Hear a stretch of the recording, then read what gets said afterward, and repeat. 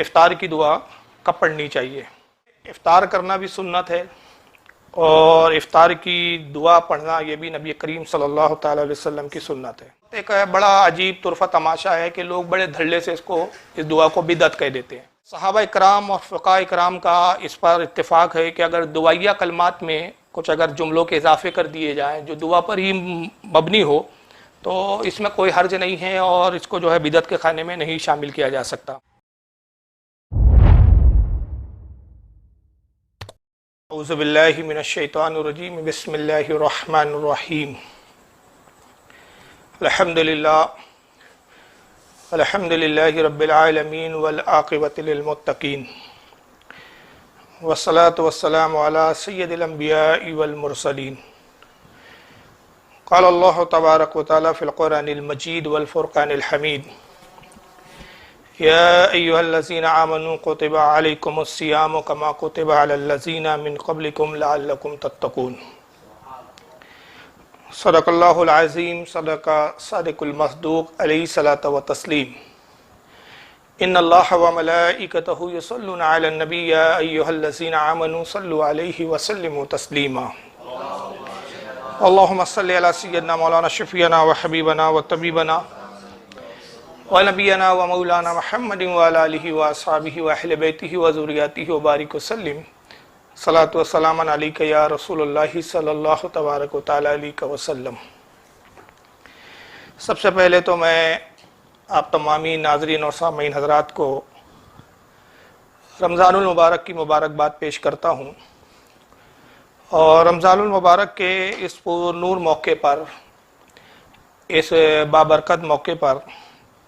انشاءاللہ مختلف اوقات میں رمضان المبارک کے حوالے سے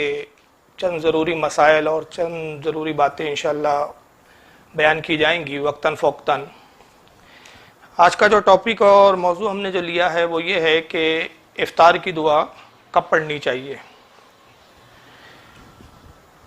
آپ سبھی جانتے ہیں کہ افطار کرنا بھی سنت ہے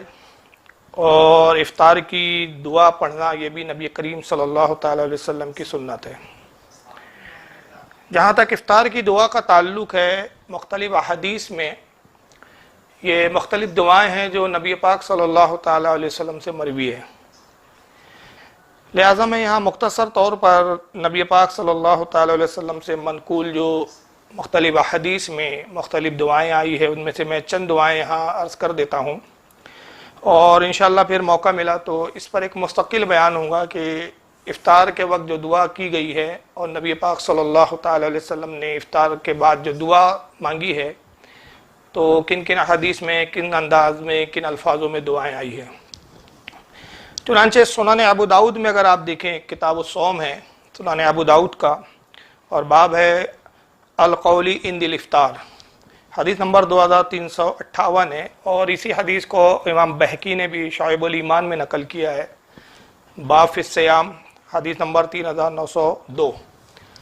یہ حضرت معاذ بن زہرہ رضی اللہ تعالیٰ عنہ ایک صحابی رسول ہے، ان سے یہ مروی ہے کہ نبی پاک صلی اللہ تعالی وسلم جو دعا کیا کرتے تھے افطار میں وہ ہے اللہم لک صمت وعلی رزقک افطرت۔ یہ ایک پہلی دعا ایک حدیث میں ہمیں ملتی ہے سنن ابو داؤد اور امام بہقی کی شعب الایمان میں کہ نبی پاک دعا یوں کیا کرتے تھے اللہم لک صمت وعلی رزقک افطرت۔ اور بعض کتب حدیث میں ان الفاظوں کے ساتھ بھی دعا آئی ہے، تھوڑے سے الفاظ کا اس میں اضافہ ہے، اور وہ دعا یوں ہے کہ اللہم لک صمت وعلیک توکلت وعلی رزقک افطرت۔ اور اسی طرح پھر بعض حدیثوں میں یہ بھی دعا منقول ہے، اور عبداللہ ابن عباس رضی اللہ تعالیٰ عنہما جو بڑے جلیل القدر صحابی ہے ان سے یہ دعا مروی ہے، اور اس کو امام طبرانی نے معجم الکبیر کے اندر جلد نمبر 12 صفحہ نمبر 100 حدیث نمبر 12720، اس وقت یہ معجم الکبیر میرے ٹیبل پہ موجود ہے اور یہ آپ کے سامنے میں پیش کر رہا ہوں۔ ان دعاؤں کو بتانے کا مقصد اصل میں یہ ہے کہ نبی پاک صلی اللہ تعالی علیہ وسلم سے حدیث میں مختلف دعائیں منقول ہے، تو اس بات پہ ضد کرنا کہ بس یہی دعا پڑھی جائے اور باقی کو بدعت قرار دینا یہ بہت بڑی زیادتی ہے۔ चुनांचे आप देखें तबरानी और फिर ये बहुत सारी और भी हदीस की किताबों में ये दुआ ये इंशाल्लाह आगे हवाले में देता हूँ, उनमें जो अल्फाज आए हैं उस हदीस में जिसको इमाम तबरानी मुअज्जमुल कबीर में लाते हैं, उसमें वो बहुत ही मुख्तलिफ दुआ है। वो ये है कि अल्लाहुम्मा लका सुम्तो व अला रिज़्क़िका अफ़्तरतु फ़तक़ब्बल मिन्नी इन्नका अंतस समीउल अलीम। ये भी नबी पाक सल्लल्लाहु अलैहि वसल्लम से एक दुआ है और उसको इमाम इब्न सुन्नी बहुत बड़े मुहद्दिस और वक्त के इमाम गुजरे हैं 400 हिजरी के, उनकी बड़ी एक मशहूर मारूफ किताब है अमलुल यौम वल लैला, सफ़ा 163 है, हदीस नंबर 480 है। और इसी दुआ के बारे में इमाम दारक़ुतनी ने भी इसको अपने सुनन में नकल किया है, हदीस नंबर 2280 के तहत। और इसको मशहूर मुहद्दिस इमाम हैसमी भी लाए हैं अपनी किताब हदीस की मजमुअ ज़वाइद, हदीस नंबर 4893 के तहत। हत्ता के गैर मुक़ल्लिदीन नाम नहाद अहले हदीस के मुसल्लम बुज़ुर्ग पेशवा इब्न तैमिया ने भी इसको अपनी एक मशहूर किताब अल कलिमुत तय्यब हदीस नंबर 165 पर इस दुआ को नकल किया है। लेकिन आम तौर पे देखा गया है कि जो मशहूर मारूफ दुआ है, जो अवामुन नास ज़्यादातर जिस दुआ को पढ़ती है, और अक्सर ये जो इश्तिहारात वगैरह रमज़ान के हवाले से जो छपते हैं उसमें दुआ आम तौर पे लिखी होती है। और वो दुआ ये है कि जो आम तौर पे अवामुन नास में मशहूर है कि अल्लाहुम्मा लका सुम्तो व बिका आमनतु व अलैका तवक्कलतु व अला रिज़्क़िका अफ़्तरतु। तर्जुमा इसका ये होता है कि ऐ अल्लाह मैंने तेरे लिए रोज़ा रखा और तुझ पर ईमान लाया, तुझ पर तवक्कल यानी भरोसा किया और तेरे दिए हुए रिज़्क़ से इफ्तार किया। अब यहाँ पर आइए थोड़ी सी एक बात समात फरमा ले पहले, इससे पहले कि इफ्तार की ये दुआ जो आमतौर पे अवाम में मशहूर है, तो इस वक्त एक बड़ा अजीब तुरफा तमाशा है कि लोग बड़े धड़ल्ले से इस दुआ को बिदअत कह देते हैं। हालांकि ये बात अपनी जगह सही है कि ये दुआ हदीस में मौजूद नहीं है, और ख़ास इन्हीं अल्फाजों में जिसमें तवक्कल तो का इजाफा है जो ये लफ्ज़ का, और या वबी का आमन तो ये दो लफ्ज़ों का जो इजाफे के साथ ये दुआ है, ये हदीस में मनकुल नहीं है। लेकिन इसको बिदअत नहीं कहा जा सकता, ये बिदअत हसना है और ये हम नहीं कहते। चुनांचे मुहद्दिसुल असर इमाम मुल्ला अली कारी जो अपने वक्त के बहुत बड़े हाफिज़ुल हदीस है, इनकी बड़ी मशहूर व मारूफ किताब है जो मिशकात की शरह है, जिसका नाम है मिरकात शरह मिशकात। किताबुस्सौम जिल्द नंबर 4 सफ़ा नंबर 26 पर हज़रत इमाम मुल्ला अली कारी रहमतुल्लाह ताला अलैह इस दुआ के मुतालिक फरमाते हैं कि इफ्तार की ये दुआ में जो वबई का आमन तो के जो अल्फाज मौजूद है, अगरचे इसकी कोई असल नहीं है, मगर ये अल्फाज मायने के एतबार से बिल्कुल सही है। और इसी तरह व अलैका तवक्कल तो कहना भी ये दुरुस्त है। यानी मुल्ला अली कारी का कहना है कि अगरचे हदीस में ये जुमले नहीं आए हैं, किसी हदीस में नबी से मनकुल नहीं है, साबित नहीं है, मगर ये पढ़ भी लिया जाए तो कोई हर्ज नहीं है। और उसकी एक सबसे बड़ी मैं वजह आपको बता दूं कि जैसे कि तलबिया में जो दुआ पढ़ी जाती है तो हदीस में मौजूद है, मगर बाज़ सहाबा इकराम से इस दुआ में जो है तलबिया की दुआ में इजाफा भी साबित है। तो चुनांचे यही वजह है कि सहाबा इकराम और फ़ुक़हा इकराम का इस पर इत्तेफाक है कि अगर दुआइया कलमात में कुछ अगर जुमलों के इजाफे कर दिए जाएँ जो दुआ पर ही मबनी हो तो इसमें कोई हर्ज नहीं है और इसको जो है बिदअत के खाने में नहीं शामिल किया जा सकता। बहरहाल मैंने 3-4 दुआएँ बता दी जो नबी पाक सल्लल्लाहु अलैहि वसल्लम से मुख्तलिफ हदीस में मनक़ूल है कि हुज़ूर ने इस तरह भी दुआ की है, इस तरह भी की है, इस तरह भी की है। 3 दुआएँ गालिबन हमने बताई यहाँ पर, लेकिन आम तौर पे जो दुआ लोग पढ़ते हैं तो वो भी मैंने बता दी कि क्या पढ़ी जाती है। बहरहाल दुआ जो भी पढ़ी जाए नबी पाक सल्लल्लाहु अलैहि वसल्लम की जिस हदीस पर भी आप अमल कर लें, लेकिन अक्सर देखा गया है कि अवाम जो दुआ पढ़ती है वो इफ्तार से पहले पढ़ती है। ये बहुत कम अफराद है कि जो जानते हैं कि इफ्तार की दुआ इफ्तार करने के बाद पढ़नी चाहिए, और यही सुन्नत से साबित है। तो अवाम में ये एक मामूल है और अवाम का एक तरीका ये है कि इफ्तार करने से पहले ये दुआ पढ़ते हैं, फिर खजूर या पानी से इफ्तार करते हैं। खजूर और पानी से इफ्तार करना तो ये सुन्नत से साबित है, बहुत अच्छी बात है। और आका सल्लल्लाहु ताला अलैहि वसल्लम की इस ताल्लुक एक सरी हदीस है कि हुज़ूर ने फरमाया कि तुम खजूर से इफ्तार करो, और अगर खजूर ना मिले तो फिर बेहतर है कि तुम पानी से इफ्तार करो। और अगर पानी और खजूर ना भी मिले तो बहरहाल इफ्तार तो किसी भी शय से जो हलाल शय हो उससे किया जा सकता है, लेकिन सुन्नत ये है कि खजूर या पानी से करें। तो अगर ये मैसर आए तो इस पर ज़रूर अमल करना चाहिए ताकि सुन्नत का भी हमें सवाब मिल सके। लेकिन अब सवाल ये पैदा होता है कि जैसे कि मैंने अर्ज़ किया कि मौजू ये है भी कि क्या इफ्तार की दुआ जो है इफ्तार के बाद पढ़ी जाए या इफ्तार से पहले पढ़ी जाए। तो अगर हम तहकीक की निगाह के साथ और तहकीक के साथ کتب احادیث کا اگر مطالعہ کریں تو یہ بات بالکل واضح ہو جاتی ہے کہ نبی کریم صلی اللہ تعالی وسلم کی سنت مبارکہ یہ تھی کہ سرکار کھجور سے افطار کرتے اور بسم اللہ الرحمن الرحیم پڑھ کر اس کی تلاوت کر کے بسم اللہ الرحمن الرحیم کہہ کر افطار فرما لیتے تھے، اور جب افطار آپ فرما لیتے پھر اس کے بعد پانی وغیرہ بھی نوش فرماتے تو پھر اس کے بعد آپ دعا پڑھا کرتے تھے۔ چنانچہ اس تعلق سے میں یہاں پر دو چیزیں، پہلے ایک حدیث پیش کر دے رہا ہوں کہ نبی پاک صلی اللہ علیہ وسلم کے افطار کا طریقہ کیا تھا۔ تو ایک اپنے وقت کے بہت بڑے مشہور محدث اور امام گزرے حضرت امام عبد الوہاب شعرانی رحمۃ اللہ تعالی علیہ، ان کی بڑی مشہور کتاب ہے جس کا نام ہے کشف الغمہ، کتاب الصیام ہے اس کا باب، اور جلد نمبر 1 صفحہ 255 پر یہ ام المومنین حضرت عائشہ صدیقہ رضی اللہ تعالیٰ عنہ سے یہ نقل کرتے ہیں کہ ام المومنین عائشہ صدیقہ رضی اللہ تعالیٰ عنہ فرماتی ہے کہ میں نے رسول اللہ صلی اللہ علیہ وسلم کو روزے کی حالت میں دیکھا کہ آپ کھجور پکڑے ہوئے سورج کے غروب ہونے کا انتظار فرما رہے ہیں، یعنی حضور کے دست مبارک میں، آپ کے ہاتھ مبارک میں کھجور ہوتی اور آپ سورج کے غروب ہونے کا انتظار فرماتے، اور جیسے ہی سورج غروب ہوتا آپ فوراً منہ میں اس کو کھجور کو ڈال لیا کرتے تھے۔ یعنی سورج کے غروب ہونا اور نبی پاک صلی اللہ علیہ وسلم کے دہن مبارک میں کھجور ڈالنا، اس میں کوئی وقفہ اور کوئی تاخیر نہیں ہوتی تھی۔ اور اسی طرح کی ایک حدیث امام ابن خزیمہ نے بھی اس کو اپنی صحیح میں لائی ہے، یہی حدیث ہے لیکن تھوڑے سے الفاظ اس کے علیحدہ ہے۔ چنانچہ امام ابن خزیمہ کی صحیح ہے، جلد نمبر 2 صفحہ نمبر 884، حدیث نمبر 2061۔ تو امام ابن خزیمہ حضرت سہل ابن سعد رضی اللہ تعالیٰ عنہ جو جلیل القدر صحابیوں سے روایت کرتے ہیں، عن سہل ابن سعد رضی اللہ عنہ قال، حضرت سہل ابن سعد سے روایت ہے، وہ کہتے ہیں وَقَانَ النَّبِيُّ صلی اللہ علیہ وسلم اذا كان صائما امر رجلا فاوفى على شيء فاذا قال غبت الشمس افطر۔ حضرت سہل ابن سعد کہتے ہیں کہ نبی پاک صلی اللہ علیہ وسلم جب روزے سے ہوتے، جب آپ روزہ فرماتے تو نبی پاک کی یہ عادت مبارکہ تھی کہ کسی شخص کو آپ ایک بلند مقام پہ کھڑا کر دیتے تھے، اس کو حکم دیتے کہ اس بلند مقام پہ وہ کھڑا ہو جائے اور سورج کو دیکھتا رہے، اور پھر آگے فرماتے ہیں کہ جیسے ہی وہ شخص کہہ دیتا کہ سورج غروب ہو گیا تو نبی پاک صلی اللہ علیہ وسلم فوراً افطار فرما لیتے تھے۔ تو یعنی دیکھیے اس میں افطار میں جلدی کے لیے نبی پاک صلی اللہ علیہ وسلم کس طرح کا اہتمام کرتے تھے، اور یہی وجہ ہے کہ صحیح بخاری میں حدیث ہے کہ آقا فرماتے ہیں کہ میری امت اس وقت تک فلاح اور فلاح پر رہیں گی کہ جب تک وہ افطار میں جلدی کریں گی۔ تو نبی پاک صلی اللہ علیہ وسلم کا خود اس پر عمل تھا کہ ایک شخص کو آپ بلند مقام پہ کھڑا کر دیتے اور اس کی ڈیوٹی یہ ہوتی کہ وہ سورج کو دیکھے کہ غروب ہوا، اور جیسے سورج غروب ہوتا فوراً آواز لگاتے وہ شخص کہ یا رسول اللہ سورج غروب ہو گیا، اور نبی پاک صلی اللہ تعالی وسلم جیسے ہی وہ کہتے فوراً افطار کر لیتے۔ اور اس کی جو سند ہے صحیح ابن خزیمہ کی یہ صحیح ہے، چنانچہ اس کو کہا گیا اسناد صحیح، اور یہی حدیث امام ابن حبان بھی لائے اپنی صحیح میں حدیث نمبر 3510 پر۔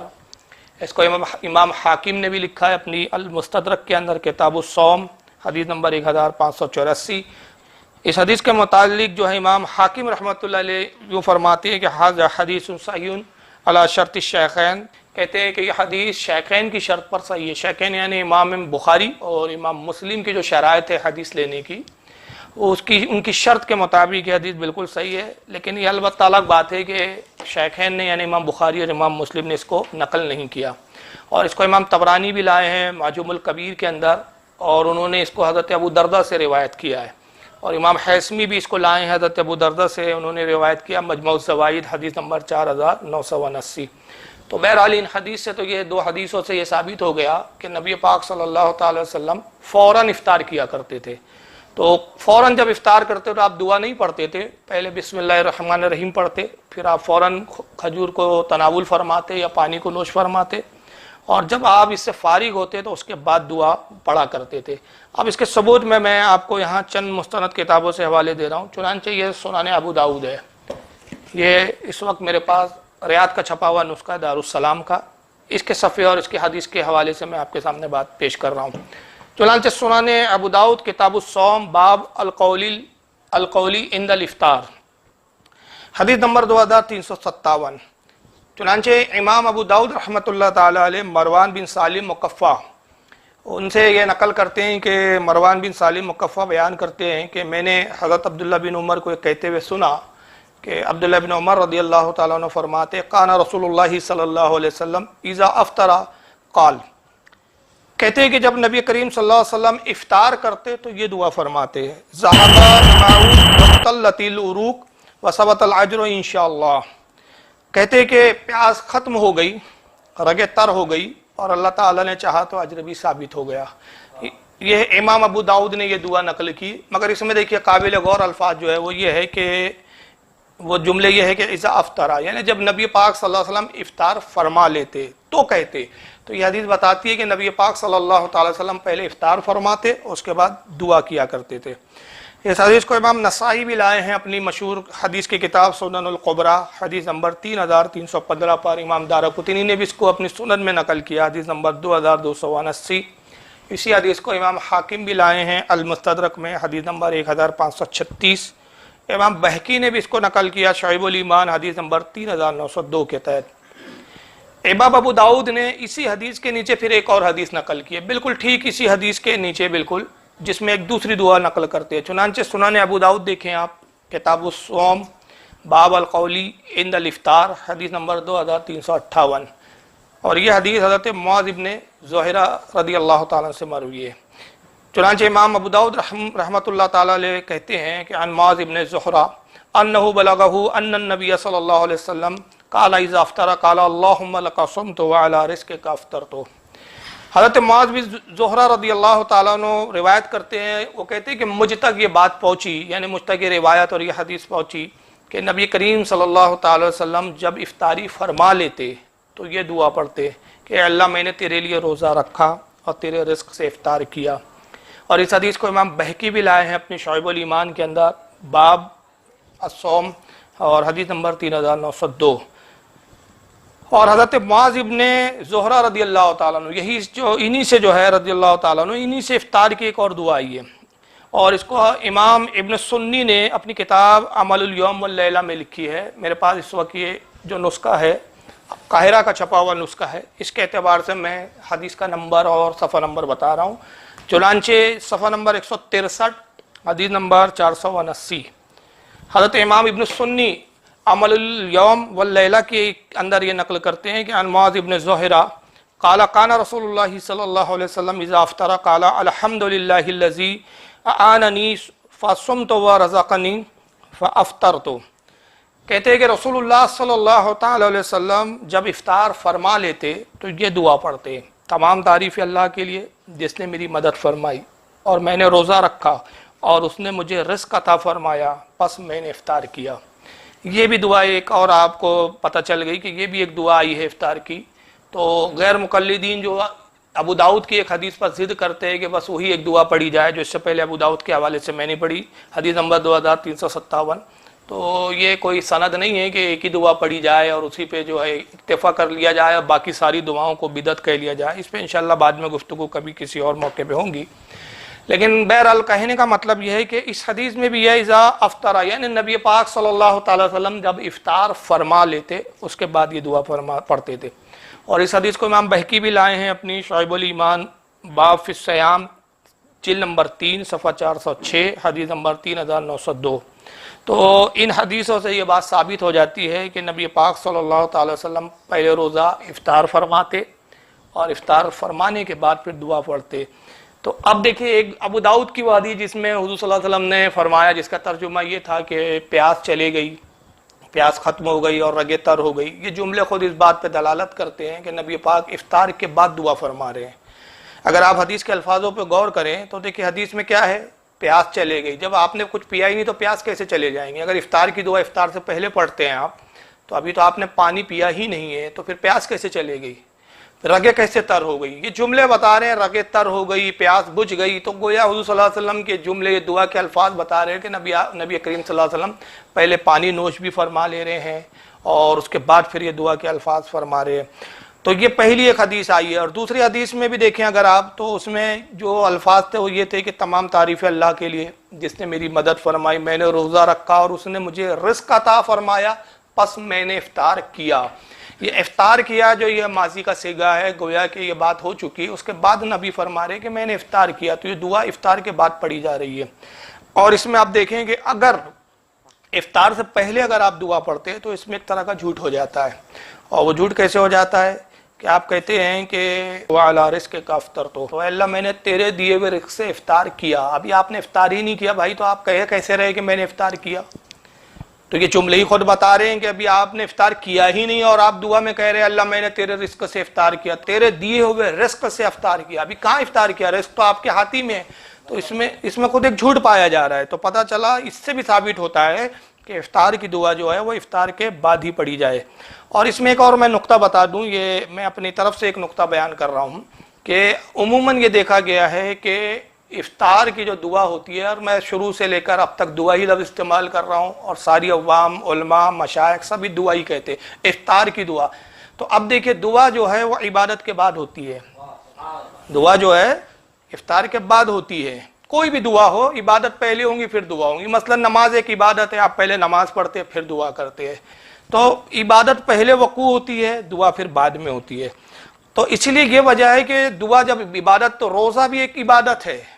روزہ رکھنا بھی ایک عبادت ہے۔ تو اب آپ عبادت کر چکے، تو اب افطار کر رہے، تو افطار بھی عبادت ہے۔ تو اب افطار بھی کیا، روزہ بھی رکھا، جب دو عبادتوں سے آپ گزر گئے تو اب دعا کرتے ہیں آپ۔ اور اگر یہ دعا عبادت کے بعد نہ ہوتی، یا دعا افطار سے پہلے ہوتی، اگر آپ ابھی بھی کوئی ضد کرتا ہے کہ نہیں صاحب افطار سے پہلے ہی پڑھنا چاہیے، تو اس کو پھر کہنا چاہیے کہ اس کو افطار کی دعا مت کہیے، پھر افطار کی نیت کہیے اس کو آپ،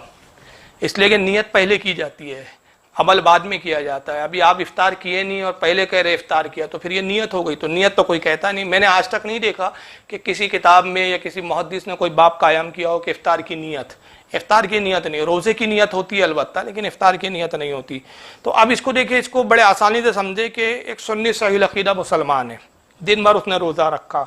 تو یہ دن بھر جو روزہ رکھا، تو یہ پورا روزے کی جو اس کی کیفیت گزری، یہ عبادت کے اندر گزری۔